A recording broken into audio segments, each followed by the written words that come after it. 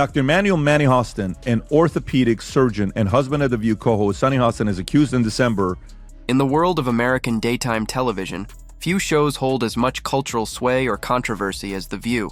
Known for its rotating panel of sharp-tongued women, the show has long branded itself as a moral compass, a platform where liberal values, ethical outrage, and political discourse collide in coffee-fueled fervor. But in a moment soaked in irony and dripping with schadenfreude, the empire of sanctimony is crumbling, and not because of a misstep by a conservative guest or a poorly timed joke.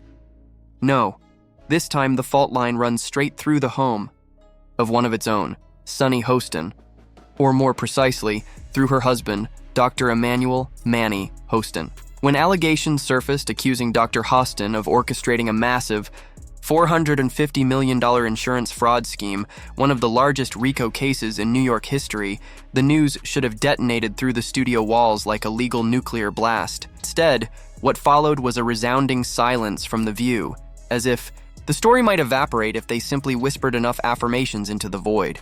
But outside their echo chamber, people were talking. Lawsuit fraudulently billing insurance. By the way, this is a Daily Caller story I'm reading. The lawsuit alleges Hostin knowing loudly.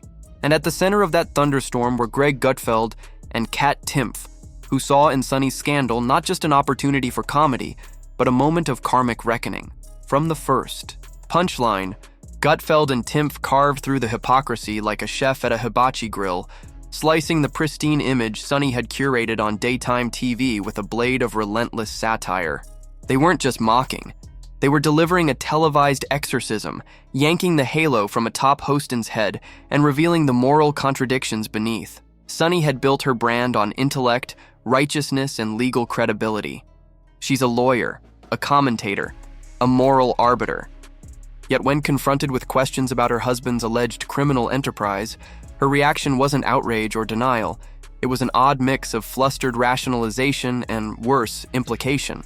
On camera, she once explained how her husband sometimes had to sue insurance companies to get paid for surgeries on uninsured patients. A comment that in retrospect rang not of compassion, but quiet confession. And with that clip floating in the public sphere, yours truly was the subject of conversation. Apparently the broads have no idea who I am, or so they say. Hit it, the scrutiny only intensified. Gutfeld called it the apocalypse. Timpf described it like watching a science fair project implode. For years, Sunny had been scolding the American public from her high chair of moral clarity, yet here she was, embroiled in what might be the financial scandal of the decade. The irony was almost too perfect, like something crafted by divine satire, and the roast didn't stop with just a few barbs. No, Gutfeld and Timpf hosted a full-blown deconstruction of The View's castle of virtue. They questioned not just Sunny's silence, but the show's blatant refusal to cover the issue with the same fervor it reserves for even the faintest conservative controversies. If the roles had been reversed, Timpf mused, someone like Meghan McCain would have been metaphorically burned at the stake live on ABC. Instead, the panel's response was a group hug of cognitive dissonance. No deep dive, no somber monologues, just vague references to love, light, and an avalanche of unrelated talking points. Gutfeld joked that they must have scrambled backstage yelling, "Somebody bring up Meghan Markle." Anything to distract from the growing inferno of Hostin's unfolding scandal. And the allegations aren't minor. According to the Daily Caller, after a night of scotch and Taco Bell. Her being named Joy is like me being named Ugly. Joy wasn't there on the show. Dr. Hostin allegedly engaged in a long-running scheme to provide fraudulent medical services in exchange for kickbacks and compensation. He's among nearly 200 defendants in a RICO case that reads like the script to a Martin Scorsese film. Yet the show that once built entire episodes around tweets from politicians couldn't seem to muster the courage to even name the elephant in the studio. Greg and Kat didn't just highlight the hypocrisy, they weaponized it. They imagined a world where The View spun a wheel each episode with categories like fraud, privilege, and selective outrage, letting fate decide which one they'd ignore today. It was comedy with purpose, dark, biting, and calibrated to sting, because this wasn't just about Sunny. It was about what The View has become. A sanctimony factory that collapses the moment its own employees become the subject of scandal. And there was more. Much more. Timpf, in her signature deadpan delivery, noted the absurdity of Sunny's intellect being praised when the same woman once blamed a solar eclipse on climate change. Greg twisted the knife by observing that someone dumb having For me, the most shocking thing about the conversation was how truly boring it was. A law degree should be a sign of the end times. The show, once seen as a liberal lighthouse, was beginning to look more like a cruise ship adrift in hypocrisy. The problem wasn't that Sonny's husband might be guilty.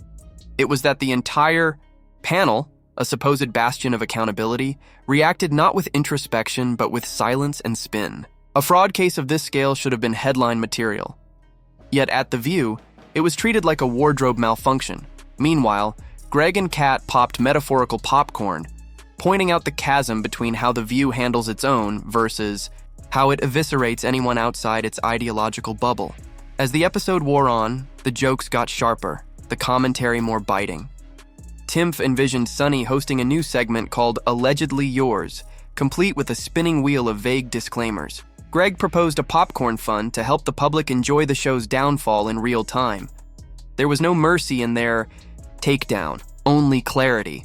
They're like, well, the cicadas, they're cicadas. Okay, but it was like every 100 years. No, it's every 17 years. And in the chaos, a larger truth emerged. The View isn't just a talk show. It's a microcosm of elite media smugness, a place where the rules only apply to outsiders and moral purity is a costume donned at will. When their own face serious allegations, they don't engage. They deflect, obfuscate, and move on. Sonny's situation exposed that double standard in high definition. By the end, the message from Gutfeld and Timpf was clear. If you're going to spend your days preaching to America about ethics and justice, you better make damn sure your own house isn't built on quicksand. Because the moment it starts to sink, the laughter from the sidelines will be deafening and deserved. And as the credits rolled on this unexpected drama, there was a final, almost poetic jab. Years. Do you know how many Emmys this show has? 31. 31 Emmys. Greg imagined the headline in the hypothetical documentary about The View, Sunnyside Fraud, how one talk show traded accountability for applause. And in that title, the entire saga was encapsulated. The story isn't over, not by a long shot, because in the court of public opinion, the jury doesn't forget so easily. And people like Greg Gutfeld and Kat Timpf, they never stop watching, never stop pointing out the cracks, and never ever miss a chance to say, I told you so, with a smirk. If you made it this far, what do you think? Is this just media hypocrisy at its worst or something deeper? About how we treat scandal in the public eye? Drop your thoughts below. And if you enjoy this kind of breakdown, brutal honesty with a side of humor, don't forget to like, subscribe, and ring the bell so you never miss an update. The next scandal might be just around the corner.